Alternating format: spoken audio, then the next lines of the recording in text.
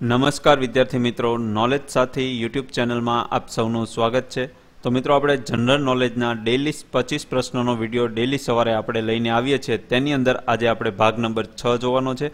તો અગાઉ આપણે આ 5 ભાગ આપણે અપલોડ કરી દીધેલા છે, તો જે આપણી ચેનલમાં તેનું પ્લેલિસ્ટ છે તેની અંદર જોઈને તમે જોઈ શકો છો। તો મિત્રો આવા ડેલી 25 પ્રશ્નો જે ગુજરાતનો સાંસ્કૃતિક વારસો અને ઇતિહાસના જે બેઝિક પ્રશ્નો છે તેવા પ્રશ્નો આપણે આમાં ચર્ચા કરીએ છીએ। તો આવા પ્રશ્નો કરવાથી તમારે રિવિઝન પણ થઈ જશે અને તમને એક્ઝામ સમયે ખૂબ જ ફાયદો થશે।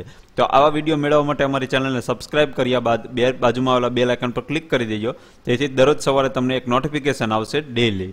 તો મિત્રો ચલો આપણે વધારે ટાઈમ વેસ્ટ ન કરીએ અને આજનો વિડીયો આપણે ચાલુ કરીએ। તો તેમાં સૌથી પહેલો પ્રશ્ન છે કે ગુજરાતમાં કચ્છ સિવાયના વિસ્તારોમાં જોવા મળતું કોયલ કુળનું પક્ષી બપૈયા બીજા કયા નામથી ઓળખાય છે? તો સૌથી પહેલા મિત્રો આજે આ બપૈયા પક્ષી છે જે કચ્છ સિવાયના વિસ્તારમાં જોવા મળે છે, તો કચ્છમાં જોવા મળતું નથી, તો તે બીજા કયા નામથી ઓળખાય છે? તો તેનું નામ છે પપૈયા, એટલે કે બપૈયાને બીજા પપૈયા નામથી પણ ઓળખવામાં આવે છે। ત્યારબાદ ક્વેશ્ચન નંબર 2 કે ગુજરાતની સૌથી મોટી સિંચાઈ યોજના કઈ છે? તો ગુજરાતની સૌથી મોટી સિંચાઈ યોજનાનું નામ છે સરદાર સરોવર નર્મદા યોજના, જે નર્મદા નદી ઉપર બનાવવામાં આવેલી છે અને જે ગુજરાતની સૌથી મોટી સિંચાઈ યોજના છે। ત્યારબાદ ક્વેશ્ચન નંબર 3 કે ગુજરાતનું પ્રથમ તેલ ક્ષેત્ર ક્યાં આવેલું છે? તો ગુજરાતનું સૌ પ્રથમ તેલ ક્ષેત્ર આવેલું છે લુણેજ ખાતે। તો મિત્રો આ લુણેજ ક્યાં આવેલું છે? તો લુણેજ કયા જિલ્લામાં આવેલું છે? તો તેનો આન્સર તમારે નીચે કમેન્ટ બોક્સમાં આપવાનો છે કે લુણેજ ક્યાં આવેલું છે। તો એવી રીતે પણ મિત્રો ક્વેશ્ચન પૂછાઈ શકે કે આ લુણેજ જે ગુજરાતનું સૌપ્રથમ તેલ ક્ષેત્ર જે લુણેજ છે તે હાલમાં કયા જિલ્લામાં આવેલું છે? તો એવો પ્રશ્ન આપણને પૂછાય। તો મિત્રો તમે નીચે કમેન્ટ બોક્સમાં શોધીને જણાવજો, જેથી કરીને આપણે તેનું પણ રિવિઝન થઈ જશે। ત્યારબાદ ક્વેશ્ચન નંબર 4 તરફ જઈએ કે સમગ્ર એશિયામાં રૂરલ મેનેજમેન્ટ ક્ષેત્રે પ્રોફેશનલ્સ તૈયાર કરતી સંસ્થા કઈ છે? તો તે સંસ્થાનું નામ શું છે? તો કે ઇન્સ્ટિટ્યૂટ ઓફ રૂરલ મેનેજમેન્ટ, એટલે કે institute of rural management Anand. તો તેને ઈરમાં પણ કહેવામાં આવે છે, શોર્ટમાં તેને ઈરમાં કહેવામાં આવે છે, જ્યારે તેનું ફૂલ ફોર્મ છે institute of rural management Anand. તો મિત્રો જે સમગ્ર એશિયામાં રૂરલ મેનેજમેન્ટ ક્ષેત્રે પ્રોફેશનલ્સ તૈયાર કરતી એક સંસ્થા છે। ત્યારબાદ ક્વેશ્ચન નંબર 5 જોઈએ કે સૌ પ્રથમ વખત ઇંગ્લિશ ચેનલ કયા ગુજરાતી તરવૈયાએ પાર કરી હતી? તો સૌપ્રથમ જે ઇંગ્લિશ ચેનલ કયા તરવૈયાએ પાર કરી હતી જે સૌપ્રથમ ગુજરાતી હતા? તો તેમનું નામ છે સુફિયાન શેખ, કે જેમણે સૌપ્રથમ ઇંગ્લિશ ચેનલ પાર કરી હતી।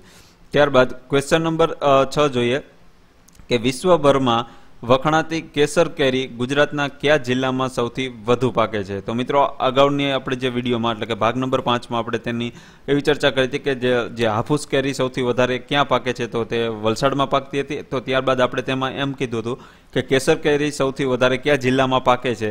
તો તેનો આન્સર તમારે મિત્રો નીચે કમેન્ટ બોક્સમાં મેં આપવા જણાવેલું હતું। તો આપણે એ પ્રશ્નનો આપણે અહીંયા સોલ્વ કરીએ કે વિશ્વભરમાં વખણાતી કેસર કેરી ગુજરાતના કયા જિલ્લામાં સૌથી વધુ પાકે છે? તો તેનો જવાબ મિત્રો આવશે જુનાગઢ। તો જુનાગઢની અંદર કેસર કેરી સૌથી વધારે પાકે છે।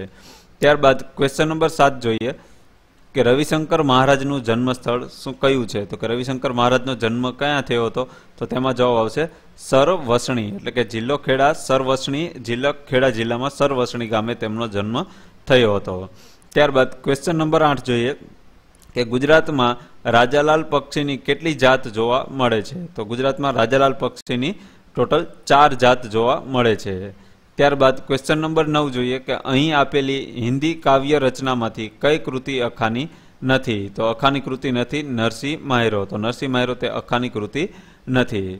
ત્યારબાદ ક્વેશ્ચન નંબર 10 જોઈએ કે તારે માથે નગારા વાગે મોતના રે આ પદના રચયિતા કોણ છે? તો કે તારે માથે નગારા વાગે મોતના, તો આ જે પંક્તિ છે તેના લેખક કોણ છે કે આ પદ કોણે લખેલું છે? તો તેમાં જવાબ આવશે દેવાનંદ સ્વામી। તો આ પંક્તિના લેખક છે દેવાનંદ સ્વામી।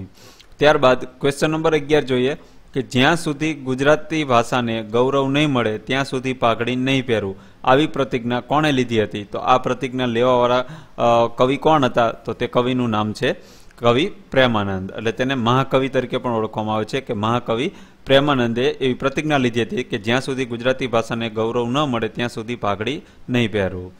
ત્યારબાદનો પ્રશ્ન જોઈએ કે સામદેવની કઈ શાખા આજે ગુજરાતમાં સચવાયેલી છે? તો સામદેવની એક શાખા જે ગુજરાતમાં સચવાયેલી છે તેનું નામ છે કૌથુમીય. તો કૌથુમીય નામની જે શાખા છે તે સામવેદની છે અને જે હાલમાં એટલે કે આજે પણ ગુજરાતમાં તે સચવાયેલી છે. ત્યારબાદનો પ્રશ્ન કે ફક્ત પોતે બનાવેલા માળાઓમાં જ આરામ ફરમાવી શકતું પક્ષી કયું છે? કે એવું પક્ષી કે જે ફક્ત પોતે બનાવેલા માળામાં જ આરામ ફરમાવી શકે, તો તે પક્ષીનું નામ છે કાનકડિયા. તો કાનકડિયા પોતે બનાવેલા માળામાં જ આરામ ફરમાવી શકે છે, બાકી બીજે ક્યાંય આરામ ન કરી શકે. ત્યારબાદનો પ્રશ્ન જોઈએ કે પ્રાચીન ગુજરાતની ઐતિહાસિક રાજધાની કઈ હતી? તો પ્રાચીન ગુજરાતની ઐતિહાસિક રાજધાની હતી આનંદપુર, એટલે કે હાલનું વડનગર. તો મિત્રો આ વડનગરને 3 નામથી ઓળખવામાં આવે છે: આનંદપુર, આનર્થપુર અને ચમત્કારપુર. આ 3 નામથી વડનગરને ઓળખવામાં આવે છે અને હાલનું નામ છે વડનગર. તો મિત્રો આ તે પ્રાચીન નામ 3 પણ યાદ રાખી લેજો. એકવાર પૂછાઈ ગયેલા છે કે વડનગરના પ્રાચીન નામ કેટલા છે અને કયા કયા? તો ટોટલ 3 પ્રાચીન નામ છે. એક છે આનંદપુર, એક આનર્થપુર અને ત્રીજું છે ચમત્કારપુર. આ 3 નામથી વડનગર જાણીતું છે. ત્યારબાદનો ક્વેશ્ચન નંબર જોઈએ કે ગુજરાતમાં આવેલા કેન્દ્ર શાસિત પ્રદેશના નામ આપો. એટલે કે કેન્દ્ર શાસિત પ્રદેશ જે છે ગુજરાતની આજુબાજુ આવેલા છે, તો તેના નામ શું છે? તો કે ગુજરાતની આજુબાજુ એક દીવ આવેલું છે, દમણ આવેલું છે, ત્યારબાદ દાદરા અને નગર હવેલી. આ દીવ, દમણ અને દાદરા નગર હવેલી આ બંને કેન્દ્ર શાસિત પ્રદેશો ગુજરાતની સરહદે આવેલા છે. ત્યારબાદનો પ્રશ્ન જોઈએ કે વર્લ્ડ હેરિટેજમાં સ્થાન મેળવવા ગુજરાત સરકાર કઈ સાઇટને વિકસાવી રહી છે? એટલે કે વર્લ્ડ હેરિટેજમાં કોઈ પણ સ્થળને સ્થાન મેળવવા માટે ગુજરાત સરકાર દ્વારા એક સાઇટને વિકસાવાઈ રહી છે, તો તે સાઇટનું નામ શું છે? તો તેમાં જવાબ આવશે ધોળાવીરા. તો કે ધોળાવીરા સાઇટને વિકસાવી રહી છે વર્લ્ડ હેરિટેજ સાઇટમાં સ્થાન મેળવવા માટે. ત્યારબાદનો ક્વેશ્ચન નંબર 42 જોઈએ, 142 કે શ્રીરંગ અવધૂત મહારાજનો જન્મ ક્યાં થયો હતો? તો કે શ્રીરંગ અવધૂત મહારાજનો જન્મ થયો હતો ગોધરા ખાતે. ત્યારબાદનો પ્રશ્ન જોઈએ કે સરસ્વતી, હિરણ્યા અને કપિલા, એટલે કે સરસ્વતી, હિરણ અને કપિલા આ 3 નદીનો ત્રિવેણી સંગમ કયા સ્થળે થાય છે? તો કે આ 3 નદીના ત્રિવેણી સંગમ કયા સ્થળે થાય છે? તો તેમાં જવાબ મિત્રો શું આવશે? તો તેમાં જવાબ આવશે સોમનાથ. તો સોમનાથ મંદિર જે છે, જે સોમનાથ આવેલું છે, તે સરસ્વતી, હિરણ અને કપિલા આ 3 નદીના સંગમ સ્થાને સોમનાથ આવેલું છે. ત્યારબાદનો પ્રશ્ન જોઈએ કે અમદાવાદનો ભદ્રનો કિલ્લો કયા વર્ષમાં બંધાયો હતો? તો ભદ્રનો કિલ્લો કયા વર્ષમાં બંધાયો હતો? તો કે ઈસવીસન 1411માં.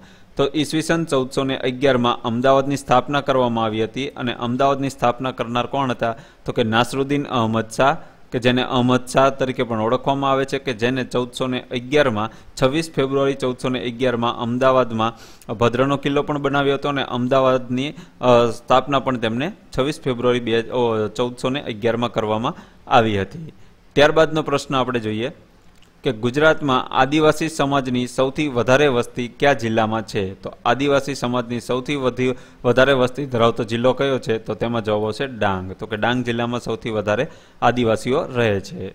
ત્યારબાદનો પ્રશ્ન જોઈએ કે અખો કઈ પરંપરાના સર્જક તરીકે જાણીતો છે? તો તે કઈ પરંપરા છે? તો કે જ્ઞાનમાર્ગી કાવ્યધારા. તો જ્ઞાનમાર્ગી કાવ્યધારાની એક પરંપરા છે કે જે અખો તે પરંપરાના સર્જક તરીકે જાણીતો છે. ત્યારબાદનો પ્રશ્ન જોઈએ કે કયું સ્થાપત્ય અમદાવાદનું રત્ન તરીકે ઓળખાય છે? તો કે એક સ્થાપત્ય છે કે જેને અમદાવાદના રત્ન તરીકે ઓળખવામાં આવે છે, તો તે સ્થાપત્યનું નામ શું છે?